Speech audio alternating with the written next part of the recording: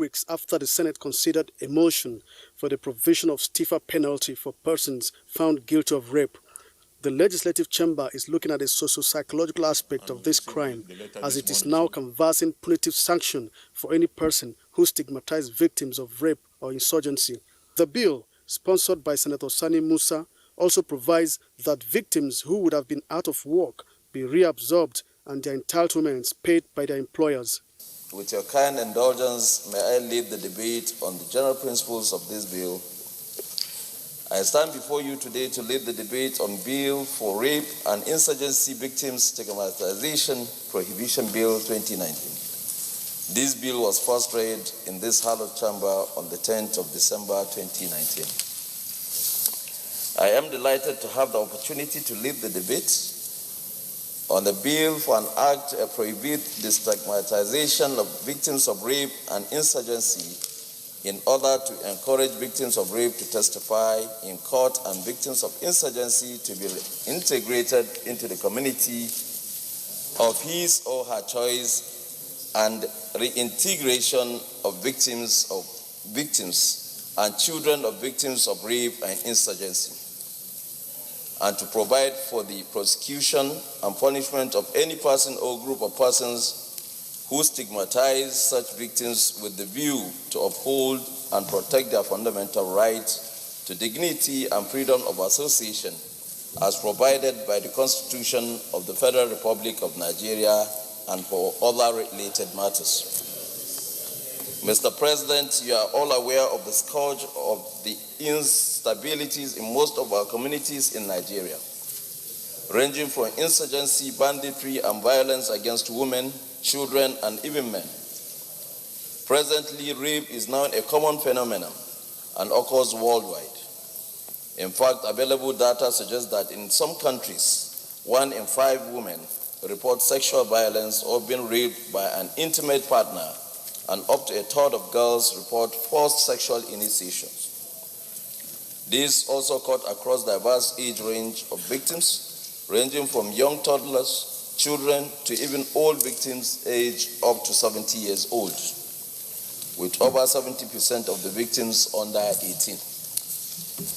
The objectives of this bill, Mr. President, the bill is to provide the legal and institutional framework for the protocol for reintegration of victims of rape and insurgency in Nigeria. If this bill is passed into law, it will certainly provide a new lease of life for victims of rape and insurgency in this country. The justice system in Nigeria in this direction is incredibly inept, and for rape cases, this is even more traumatic. A rape victim goes to police to report, and the policeman or woman tells the victim to go and sort it out at home, as it is a domestic case. And the consequences of such act is that the victim is left at the mercy of the society without protection. This sort of stigma has prevented many survivors from reporting abuse and seeking justice. Victims of insurgency and other violent acts need this kind of laws that will not only promote gender equality, the empowerment of women and girls as fundamental to all efforts to prevent and address sexual violence in conflict, but can also progressively uplift such victims by making sure that assistance was not subjected to undesirable limitations, such as denial of a normal livelihood, employment, or the provision of sexual and reproductive health care to help survivors in a standardized manner. Mr. President, distinguished senators, the bill, if passed to law, shall also ensure that the victims of rape and insurgency are reintegrated into the society and given equal rights and opportunities as exist for every citizen of Nigeria. We are all living witnesses to the upsurge of the criminality of rape and the destruction of lives being perpetrated by those coward criminals in our communities. And coupled with the fact that our country has an extremely low conviction rate for rape and sexual abuses, despite the increase in violence against women in recent years. You will all recall that we deliberated recently in this hallowed chamber on violence against women. It is high time we legislate and take actions that will address some of the shortcomings in Nigeria's legal system on issues of stigmatization for victims of rape and violence, where the burden to prove rape or abuse often lies in evidence of it also being a violent attack.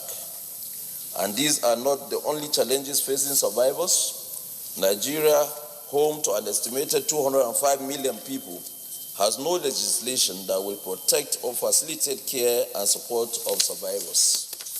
Part of the objectives of this bill is to provide legal solutions and norms to the serious psychological and traumatic experiences such victims suffered, with a view to help the victims understand and deal better with what they are going through and see themselves equal like all of us, to guarantee and protect their rights and privileges like any one of us.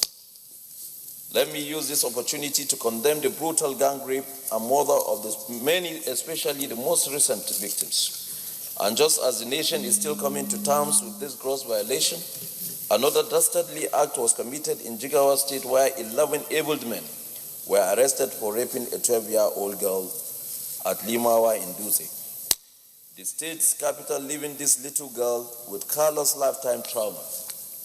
These heinous crimes against humanity are condemnable and cannot be condoned in any decent society like ours. The perpetrators too must be made to face justice. Overview of the clauses of the bill. Mr. President, distinguished colleagues, various clauses of the bill enumerated and spell out how the aims and objectives of this bill will be achieved and enforced. This bill contains 11 clauses. The first two clauses emphasize inter alia that every person, community, and institution shall protect and uphold the right to dignity and freedom of association of victims of rape and insurgency, and not stigmatize them or their children born therein. The third clause lays out that it shall be an offense to stigmatize victims of rape or insurgency and expand on the actions that will amount to this offense. The fourth and fifth clause makes it mandatory for an employer to reabsorb a victim or victims of rape or insurgency, pay their entitlements and the penalties for contravention, respectively.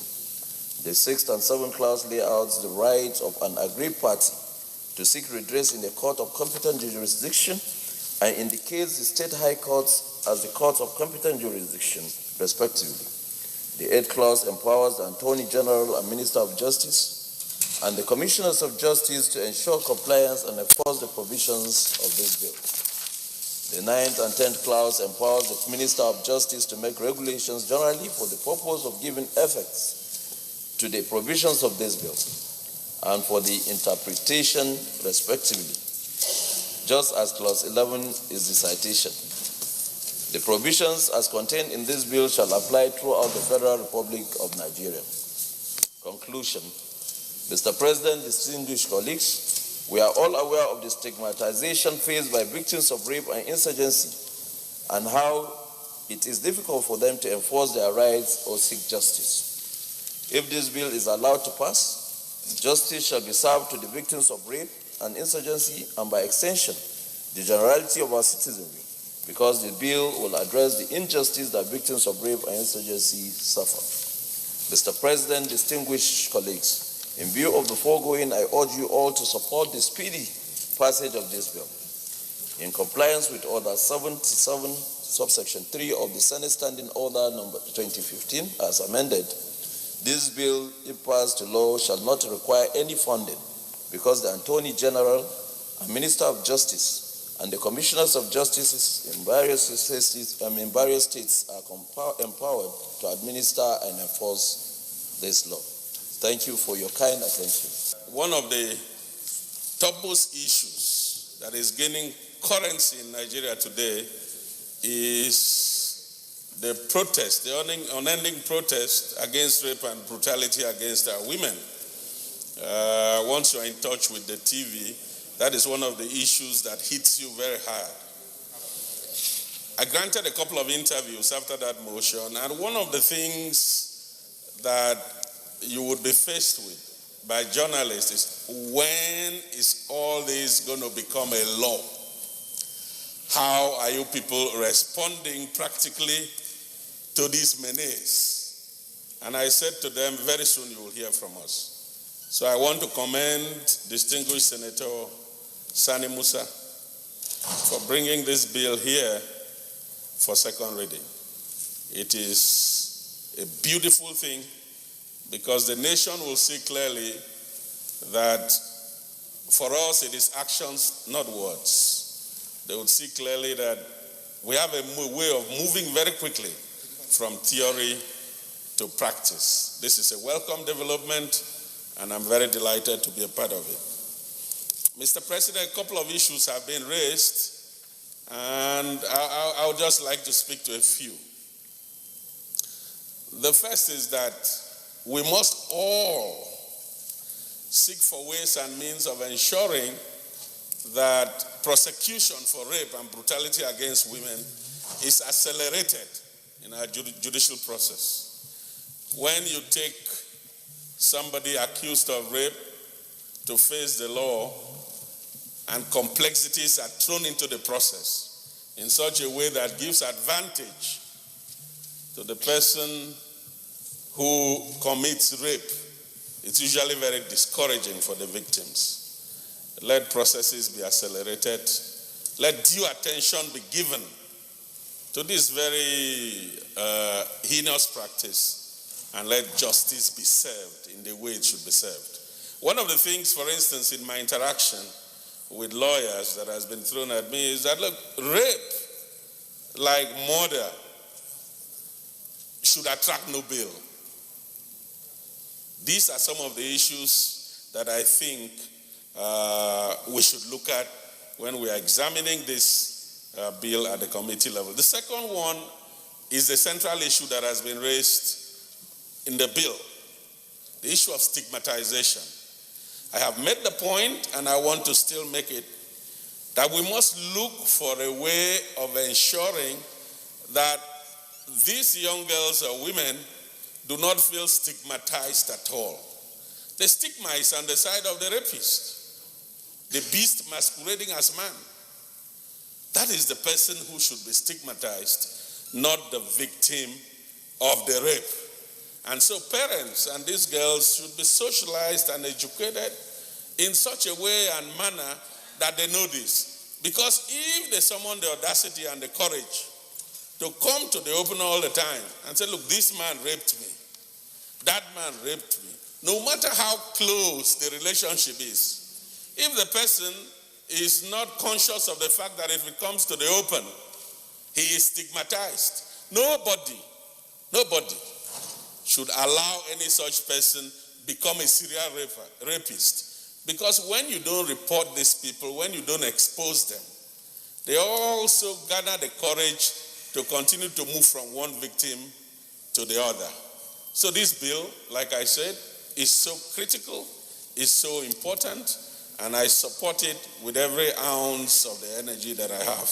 I recall the interesting story of a young girl that was raped in one of their inter-house sports competitions. How it affected her schooling, how she was humiliated in the village, all the setbacks she suffered, and the embarrassment the family also had.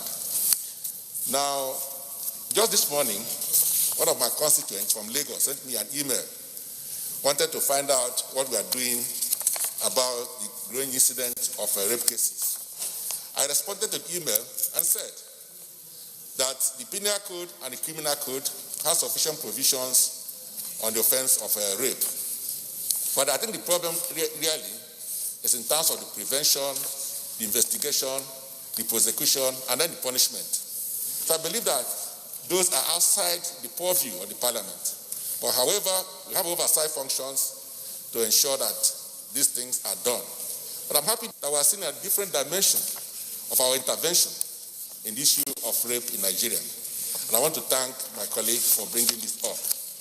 Mr. President, distinguished colleagues, outside the issue of the punishment, I think there's a social side to this. What has happened in many countries is that they profile those who have committed rape, so that if you are looking for a house, people look at your name, and then you've committed rape before, you find it extremely difficult to get a house in that neighborhood because the families will be scared about the safety of their family, of their children, especially the young ones. So I believe we need to have proper records of people's convictions and their history and everything that has to do with them. So that when we are dealing with people, you know whom you are dealing with. And I believe that sincerely that this bill is coming at the appropriate time and is sufficiently prepared that we don't need so much debate on it. So I support the bill and I appeal that everybody support this bill so that it can go an easy passage. So I want to thank my colleague, Musa Sani, for bringing this bill. Well, thank you very much, distinguished colleagues. I'm sure the sponsor of this bill and our colleagues who contributed to the debate have spoken for all of us. This is a menace that we have to address in our society, and recently it has spiked up. And that means, like Senator Professor Sandy Ono said, we have to be in a haste to pass the legislation in order to arrest the situation. So I believe that now we all are on the same page, and I'll put the question. Those in favor that this bill be now read a second time, say aye. Those against, say nay. The ayes have it. Clerk of the Senate. Mr. President, distinguished senators, a bill for an act to prohibit the stigmatization of victims of rape and insurgency in order to encourage victims of rape to testify in court and victims of insurgency to be reintegrated into the community of his or her choice, and to provide for the prosecution and punishment of any persons or group of persons who stigmatize such victims with a view to uphold and protect their fundamental right to dignity and free association, as provided by the Constitution of the Federal Republic of Nigeria, and for related matters, 2020, second reading. A bill for an act to prohibit the stigmatization of victims of rape and insurgency in order to encourage victims of rape to testify in court and victims of insurgency to be reintegrated into the community of his or her choice, and to provide for the prosecution and punishment of any persons or group of persons who stigmatize such victims with the view to uphold and protect their fundamental right to dignity and free association as provided by the Constitution of the Federal Republic of Nigeria, and for related matters, 2020, second reading taken, and the bill is hereby referred to the Senate Committee on Judiciary, Human Rights, and Legal Matters to report back within 4 weeks. Thank you very much, colleagues. The bill that seeks to provide for the establishment of Federal College of Traditional, Complementary and Alternative Medicine in Nigeria, sponsored by Senator Ibrahim Oloriegbe, and the one that seeks to repeal the Nigerian Oil and Gas Industry Content Act of 2010 and to reenact the Nigerian Local Content Development and Enforcement Commission, sponsored by Senator Aliu Sabi Abdullahi, also passed second reading. With your kind indulgence, I seek to lead the debate on the second reading of the bill for the establishment and incorporation of Federal College of Traditional, Complementary and Alternative Medicine of Nigeria. Just like the leader said, the bill was read in this hallowed chamber for the first time on the 19th day of March 2020. Mr. President, distinguished colleagues, before the introduction of Western medical practice into Nigeria in 1860 by the Roman Catholic missionaries, specifically in Abuja, our people, that is the people that are existing in the land that's currently Nigeria, use the traditional medicine practice to heal and cure various illnesses that affected them.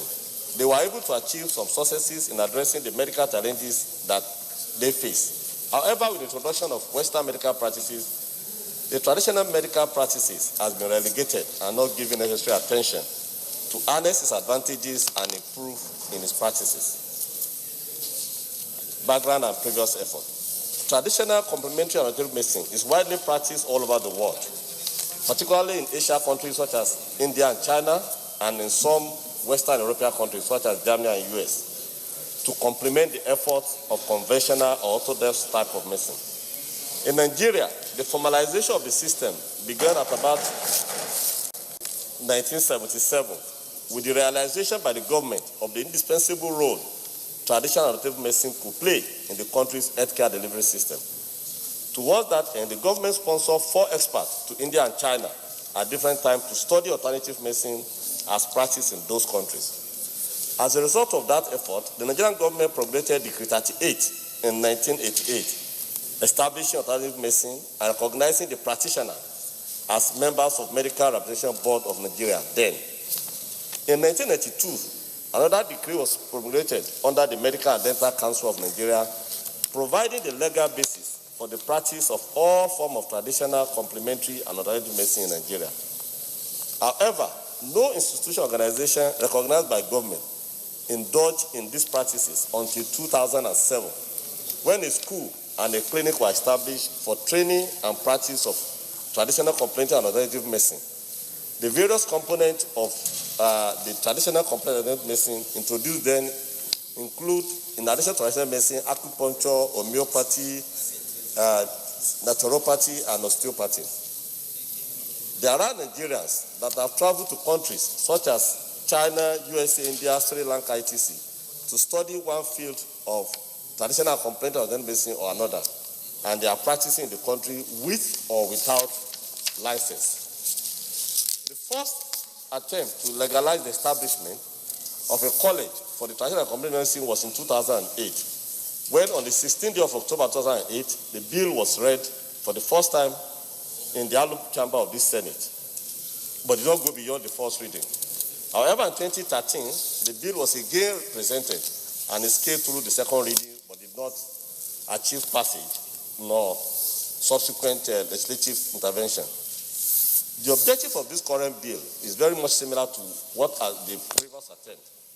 It's aimed at providing legislative backing for the College of Traditional, Complementary Medicine, which was created as an agency under Federal Ministry of Health, but was shut down again in 2011 due to deficiencies in establishment and its operations. In the light of our present-day realities, especially the ongoing challenges of COVID-19 pandemic, and the need to find cure for it from available local herbs and traditional medicine, the need for a college such as this cannot be overemphasized. With this bill, the Federal College of Traditional, Complementary, and Alternative Medicine will become a legal institution for the training and retraining of traditional, complementary, and alternative medicine professionals in Nigeria, and will enable the implementation of the World Health Organization Traditional Medicine Strategy 2014 to 2023. The college will improve the standard of practice of the practitioners of traditional, complementary, and alternative medicine, provide increased access and choices to citizens in their healthcare behavior.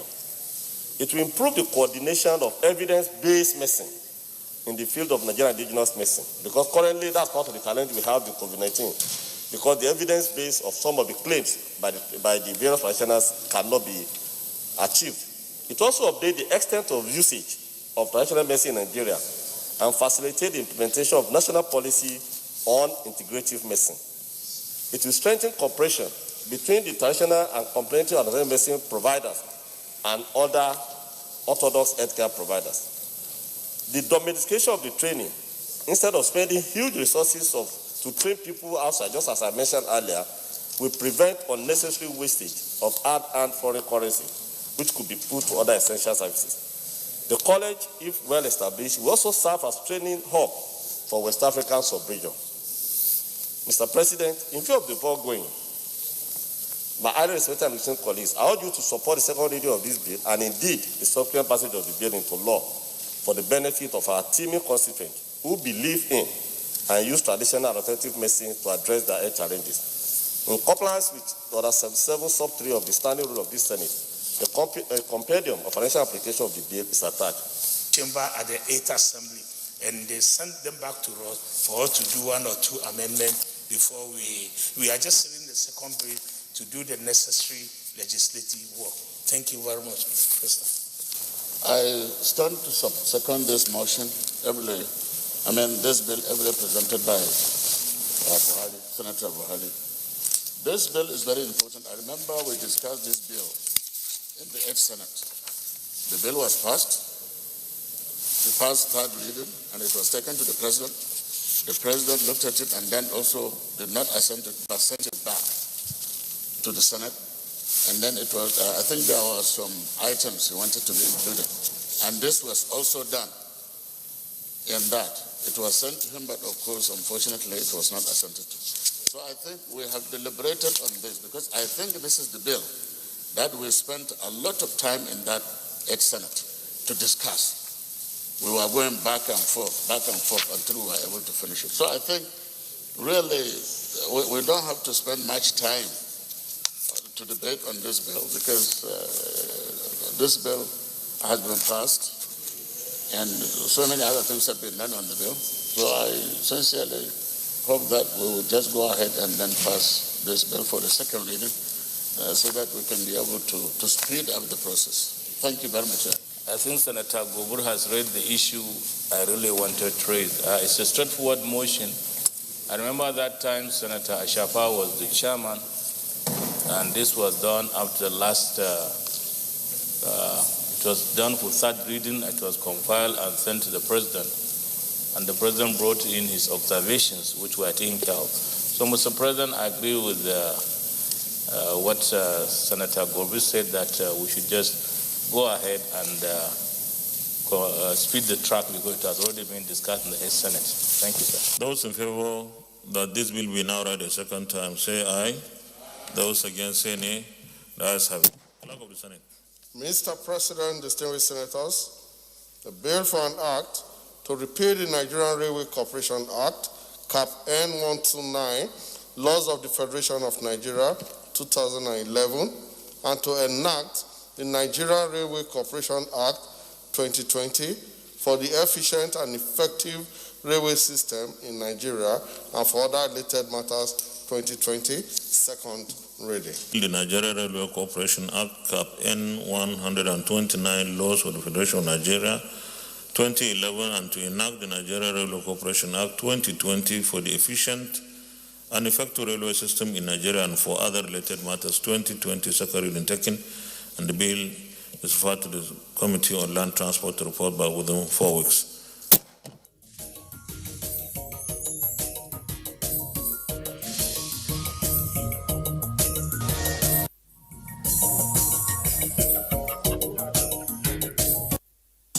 I am Adeola Omokibi, and the program you're watching is Sports Real.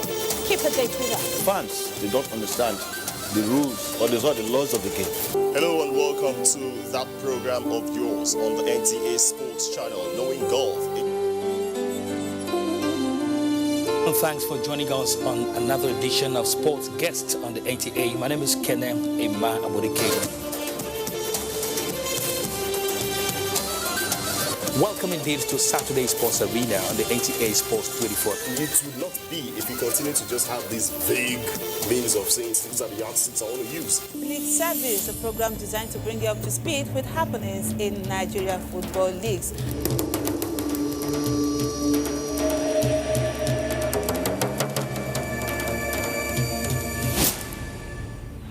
You can follow us on all our social media platforms: Facebook at NTA Network News, Instagram at NTA Network, Twitter at NTA News Now, YouTube at NTA News Online. Or visit www.nta.ng. For live streaming, visit www.nta.ng/live.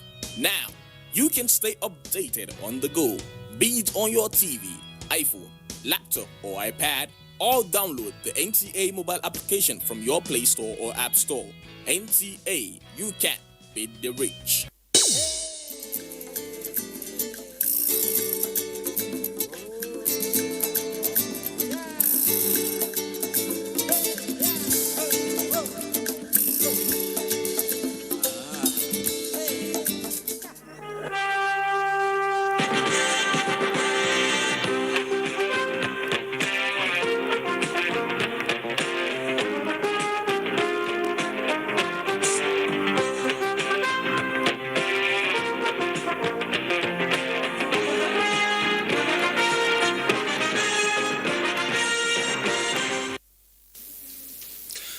Concerns are mounting over increasing cases of criminal activities in the society.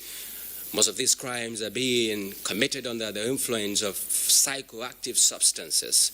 However, critical stakeholders are not relenting in their quest to stem the tide of drug abuse in the society with a view to ushering a more prosperous society. This is our focus on this edition of Panorama.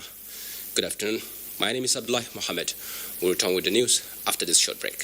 Stay with us.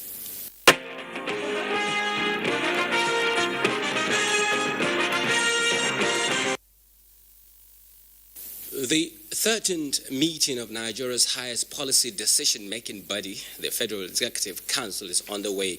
State House correspondent Adam Musambo reports that the meeting is the fifth to be conducted virtually in compliance with the COVID-19 social distancing protocol.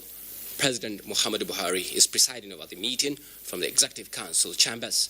Along with him are Vice President Yemi Osinbajo, Secretary to the Government of the Federation, Chief of Staff to the President, and 8 ministers who might have memos to present for consideration. Other members of the Federal Cabinet are participating in the meeting online from their respective operational bases across the nation's capital. Although details of what to be discussed by the Council were not made public, NTA News learned that some ministers are slated to give account of their stewardship in furtherance of the next level agenda. The ministers are expected to brief journalists on decisions to be taken after the meeting. President Muhammadu Buhari has made a case for ECOWAS leaders to bury their differences and commit to the emergence of credible, unified and strong single currency ECO in the West African region. The president, who was at the extraordinary federal meeting of the Authority of Heads of States and Government of West African Monitoring Zone WAMS, have expressed concern over the suspicious actions taken so far by the West African Economic and Monetary Union on the issue and warns that progress must therefore be made with caution. Let's join State House correspondent Adam Musambo for details of this report. The crucial meeting, which had in attendance the presidents of Ghana, Gambia, Guinea, Sierra Leone and Liberia, was summoned to discuss and consider the implementation of the ECOWAS Monetary Cooperation Program, otherwise referred to as the Single Currency Agenda. And on this, President Muhammadu Buhari said remarkable progress has been made, including the adoption of the exchange rate regime, the name and model of the common central bank, as well as the symbol. He, however, expressed uneasy feeling that Francophone countries under the auspices of the West African Economic and Monetary Union now wish to take up the ECO in replacement for CFA franc ahead of the rest of member states.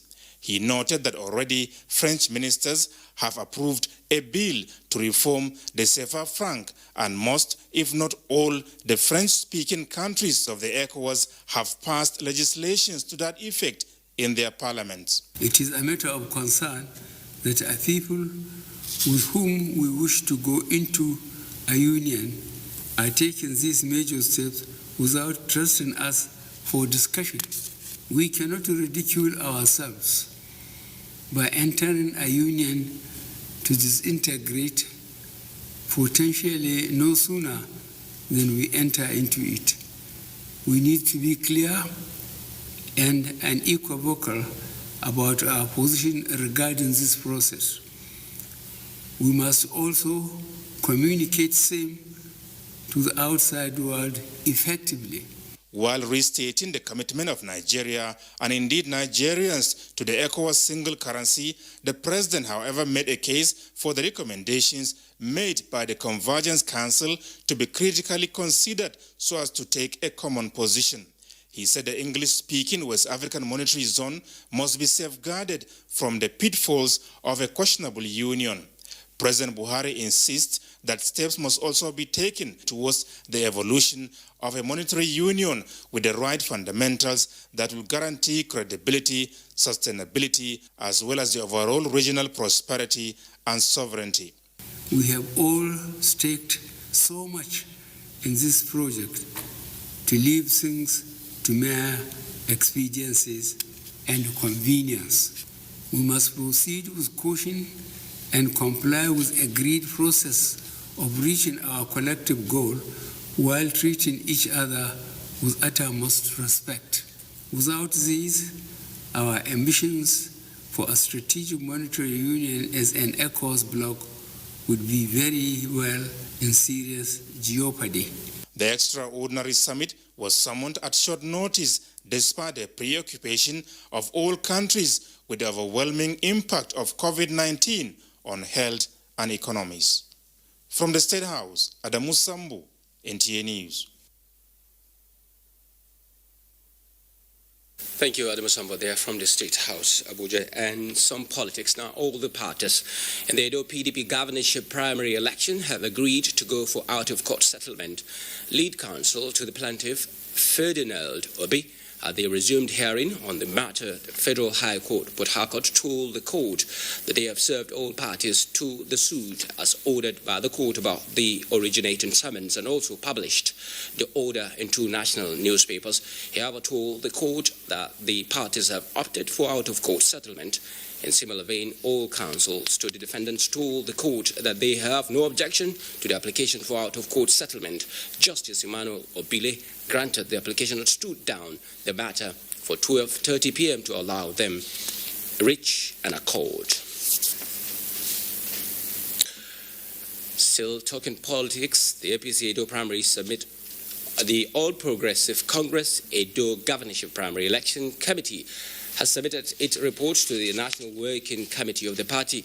National Vice Chairman South of the party, Hilad Etta, received the report on behalf of the acting National Chairman at the party's National Secretariat in Abuja, commended the people of Edo State, especially supporters of APC, for peaceful conduct. Salisu Abdullahi has details of this report. The report shortly after a closed-door meeting where the report of the lifting of suspension of Adams Oshomole by Etsako West Ward 10 was received, and the new Deputy National Secretary of the party, Wogu Bones, formally received.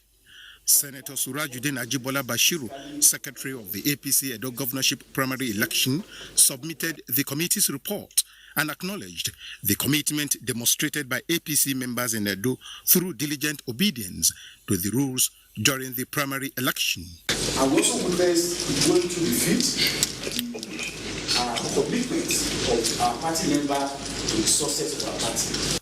National Vice Chairman South of the party, Hilad Etta, assured of a peaceful governorship primary in Ondo State, like the one that produced Eze Yamu as the party's candidate in Edo State. The NWC has managed a seamless transition from Comrade Adams Aliyu Oshomole to His Excellency Senator Abiola Ajomabi, and the NWC is 80% intact. The National Working Committee said recent developments are internal party issues that are already getting the attention of the stakeholders as a united progressive family.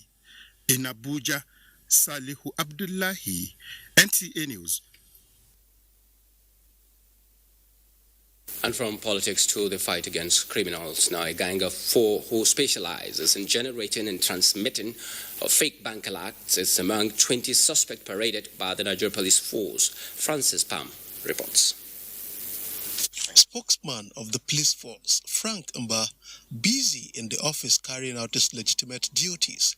But elsewhere, men of the underworld are using his name for criminal activities.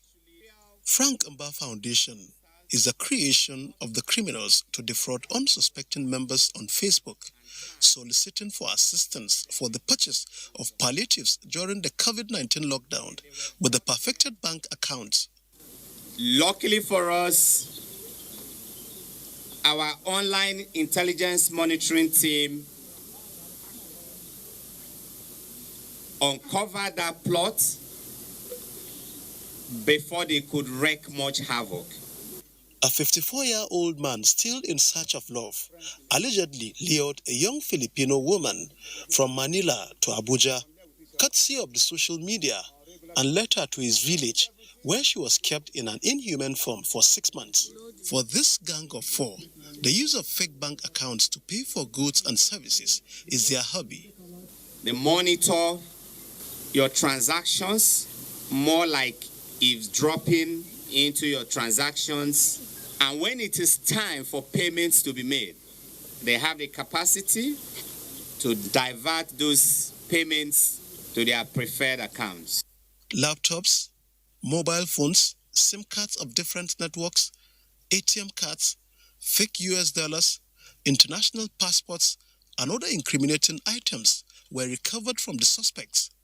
In Abuja, Francis from NTA News. And to the fight against banditry, now Chief of Air Staff, Air Marshal Sadiq Abubakar says operatives of the Nigerian Air Force under Operation Wutandaji neutralized 10 bandit camps in Katsina within 3 days of air operations. The Chief of Air Staff, who was in Katsina on assessment of the ongoing operations, also inspected the construction of taxiway, apron hangar, and aircraft shelter located at the Umar Musa Adua International Airport in Katsina. Shehu Adamu reports. The renewed commitment of the federal government to fighting insecurity in the country, particularly the resurgence of armed banditry in the northwest, is yielding positive results, with operatives of the Nigerian Air Force under Operation Wutandaji neutralized bandit locations in Katsina. The Nigerian Air Force is intensifying air strike on the location of the bandits. As Chief of the Air Staff, Air Marshal Sadiq Abubakar said, all the required armament have been provided to neutralize the bandits and their locations.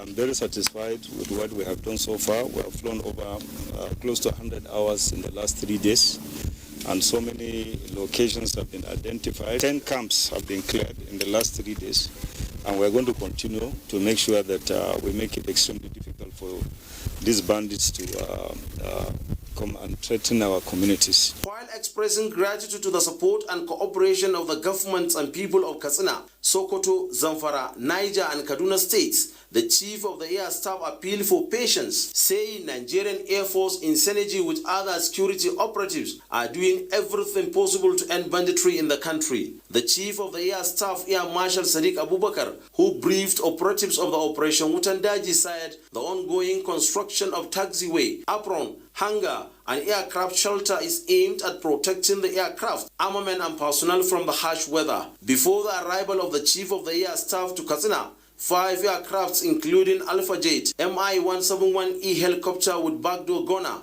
Nigerian Air Force surveillance aircraft, and Mi-35P helicopter gunship departed for a mission to the front line. In Katsina, Shehu Adamu, NTA News.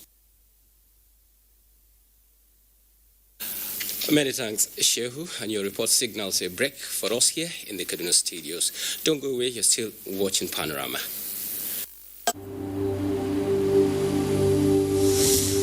For now, the best and most efficient way to avoid getting infected is through regular hygienic and sanitary practices, as well as social distancing.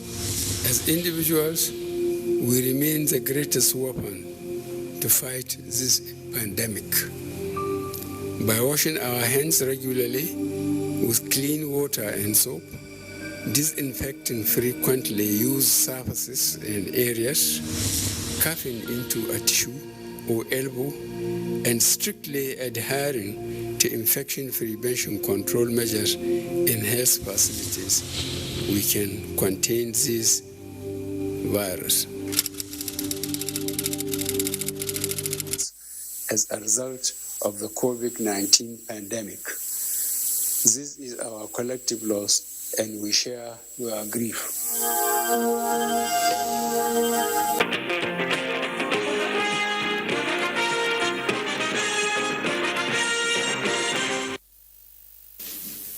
Thanks for being there. The Nigerian Center for Disease Control has on Tuesday, the 23rd June 2020, confirmed 452 new cases of COVID-19 in Nigeria. Available data from the center indicates that Lagos has 209 new cases, Oyo has 67, Delta 37, Ogun 36, while FCT records 22 new cases. Abia records 20 new cases, Enugu 16, Bauchi 15, Kaduna 8, Ondo 8, Osun 7, Imo 3, Benue 3, while Borno records 1 new case. Nigeria now has a total of 21,371 confirmed cases, 7,338 of which have been discharged, and 533 deaths recorded.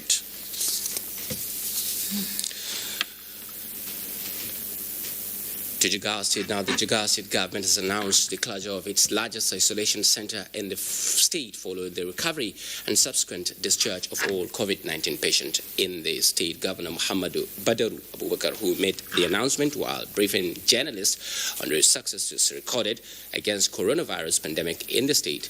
He also ordered for the immediate disbandment of interstate security checkpoints at boundaries with neighboring state. Muhammad Musa Askira reports. State has seized the record of its index case in late March of this year, has collected and tested 2,300 samples, including the 1,350 Almajiri pupils, indigenous of the state, received from the neighboring states in the wake of the coronavirus pandemic. From this number, 317 were confirmed positive for the virus over the span of 2 months that the state has been battling the disease.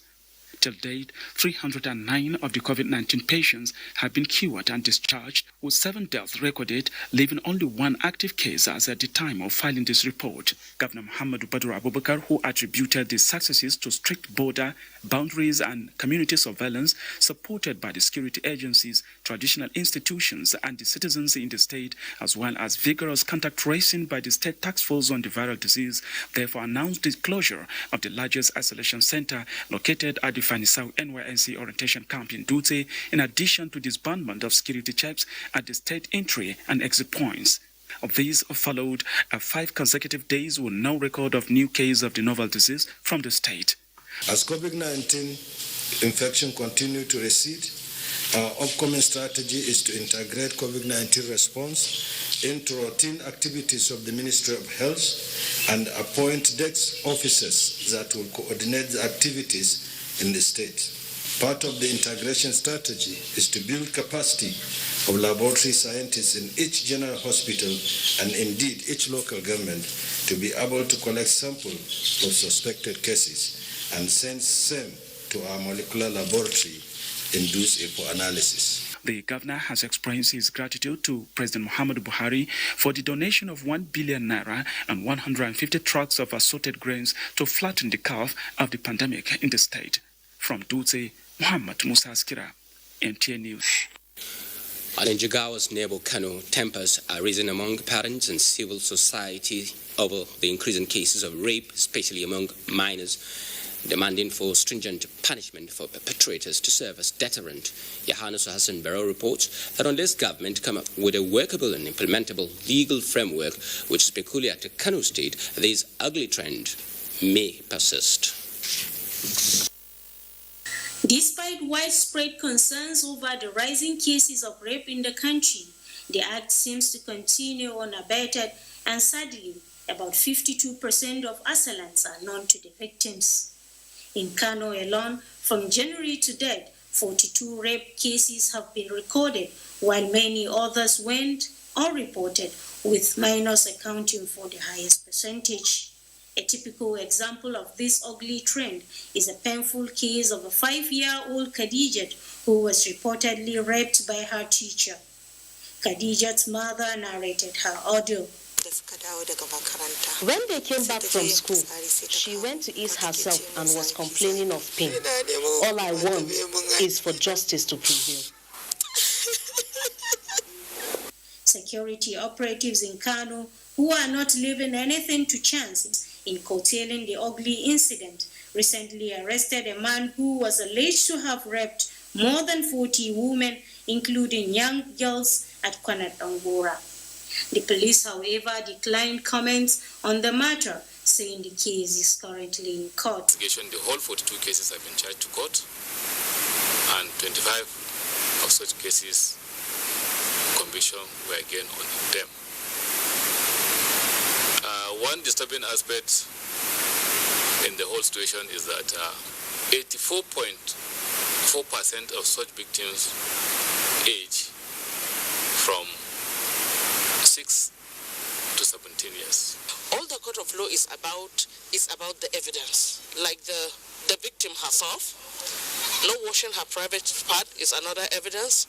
Bringing her with the bloodstain, with the clothes, so that we can see the semen there. As campaign against the scourge intensifies, various civil society organizations remain resolute in their demand for justice to people like Khadijat, who were molested by those who are supposed to protect them. In Kano, Yohannes Asambaro, NTA News.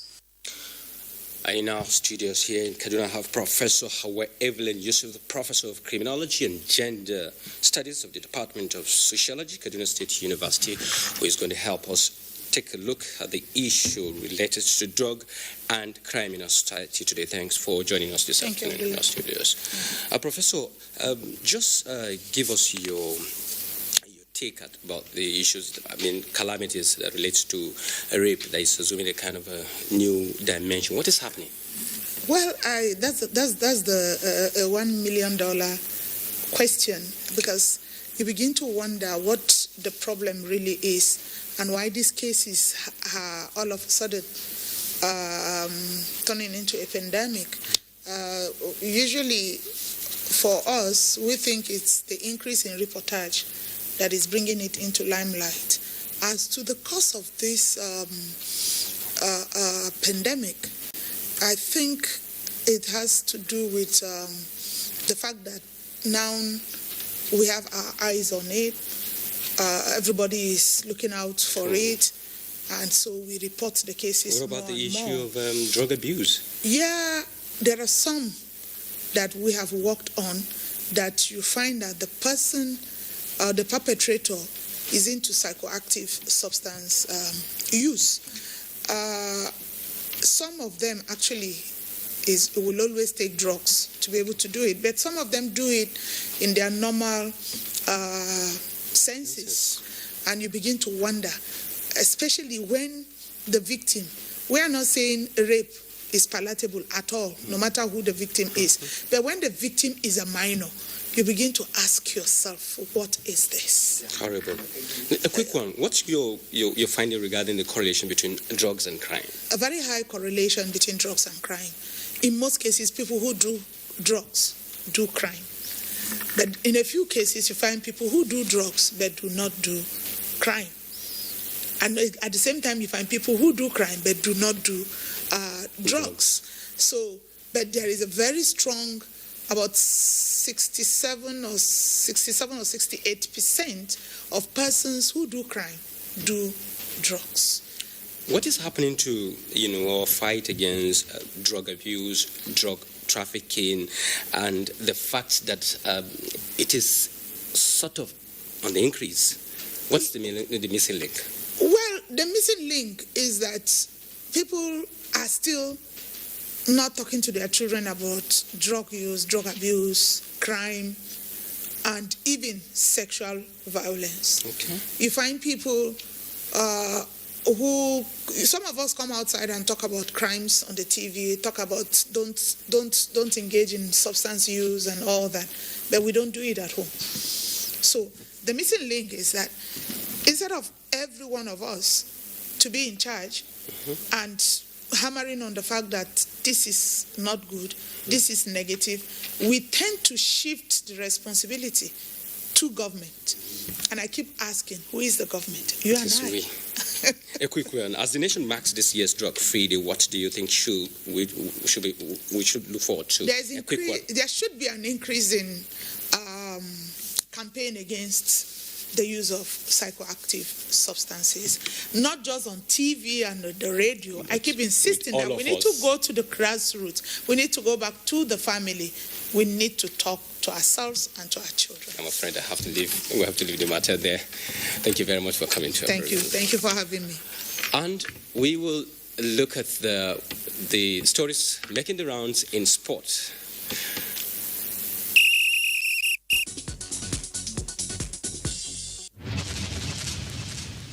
Football stakeholders have embarked on wide consultations